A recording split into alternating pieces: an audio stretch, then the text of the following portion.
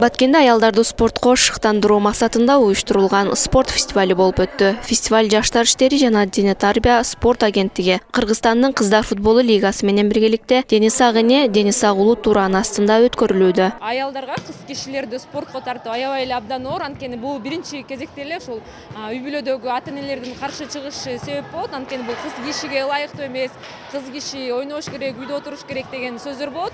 Ошол сөздөрдүн баарын четке кагып, кыздар канчалык спортко жакын болсо, ошончолук ден соолукта болуп, алар дагы өзүнүн максат коюуга, мындан ары өзүнүн укугун билүүгө үйрөнүшөт деп ойлойбуз. Анан ошол себептен ушундай иш-чараны өткөрүп атабыз. Фестиваль алкагында спорттун бир канча түрүнөн таймаш өткөрүлүп, ага элеттик каалаган кыз-келиндер катышты.